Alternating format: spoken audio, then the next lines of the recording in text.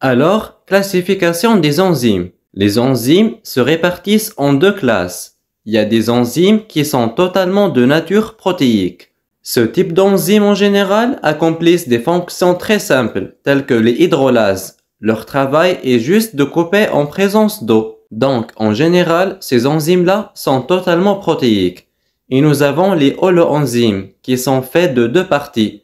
Une partie totalement protéique, appelée apoenzyme, et une partie non protéique, appelée cofacteur, sont beaucoup plus complexes. Forcément, elles vont faire des fonctions plus complexes, telles que les oxydoréductases. En général, les oxydoréductases sont faites de deux unités. Elles ont une structure beaucoup plus complexe. On va voir ce cofacteur-là. Il peut avoir deux natures, ou il est organique dans ce cas-là, ou bien s'il n'est pas organique, il devient minéral. Comme l'hémoglobine, elle est faite de 4 sous-unités, et dans chaque sous-unité, elle a un atome de fer. Alors, cofacteur peut être lié de façon transitoire, c'est-à-dire il ne se lie à l'enzyme que dans la réaction enzymatique. Quand elle se termine, il se dissocie de l'enzyme. Donc, ici, c'est un cofacteur transitoire. Il est libre, pas tout le temps lié à l'enzyme. Et il y a le cofacteur qui doit être toujours attaché à l'enzyme. On l'appellera groupement prosthétique. Par exemple, l'hème.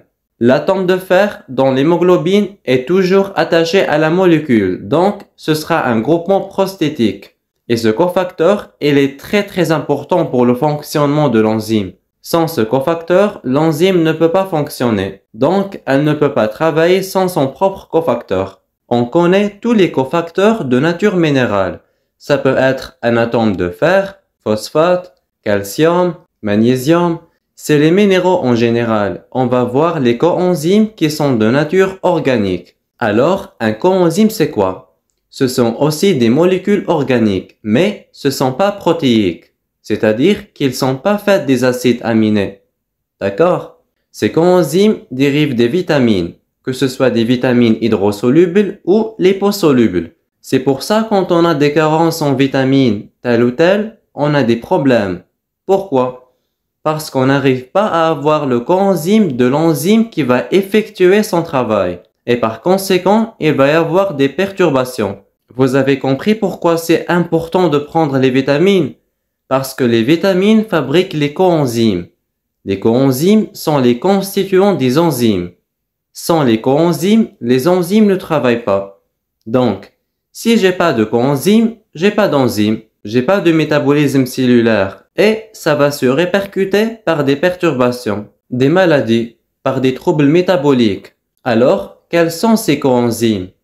On va les voir dans la partie métabolique. Le NAD, le FAD, l'ATP et le coenzyme A. Ne vous cassez pas trop la tête, c'est juste des exemples.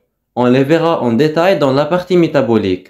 Alors ces coenzymes ont un poids moléculaire faible. Ce sont des petites molécules par rapport à la grosse molécule d'enzyme. Cette dernière a un poids élevé. Alors agissent comme les enzymes à faible concentration, même chose. Travaillent avec les enzymes, agissent à faible concentration et on le retrouve à la fin de la réaction enzymatique. Ils sont thermostables, c'est-à-dire contrairement aux enzymes qui, elles, sont de nature protéique, ne supportent pas l'élévation de la température, les coenzymes, parce qu'ils ne sont pas protéiques, résistent aux températures élevées, contrairement aux enzymes.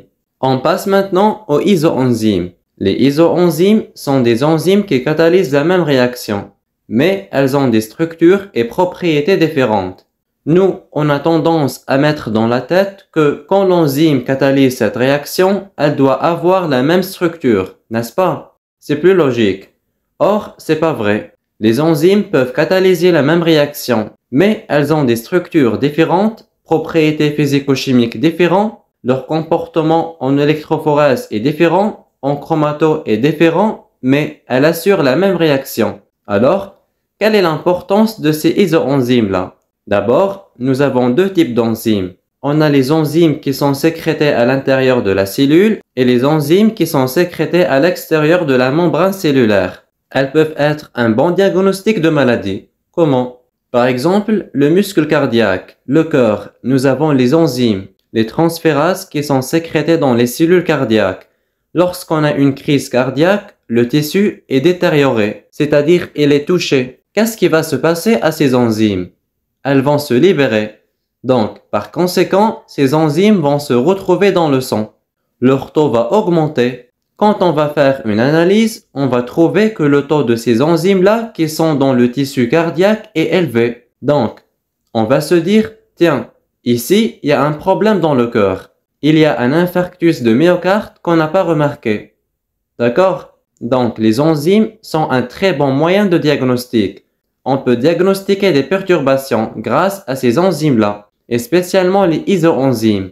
Regardez avec moi. La lactate déshydrogénase agit sur le lactate. Elle existe partout. Mais regardez, il y a là la lactate déshydrogénase, une qu'on trouve dans le cœur et le rein.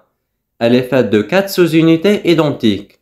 La lactate déshydrogénase 2, on la retrouve dans les hématies, le cerveau et le rein.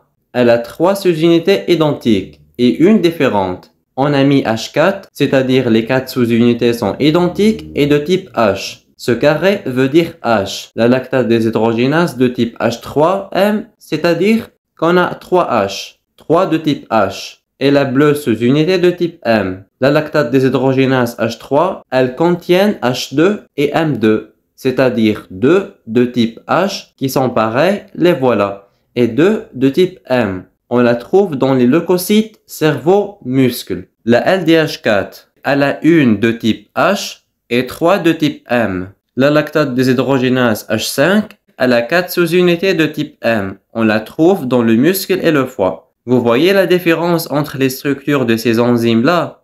Et pourtant, ces enzymes catalysent la même réaction. C'est la déshydrogénation du lactate. Ça va? Donc, les isoenzymes sont des enzymes qui constituent un très bon moyen de diagnostic des maladies.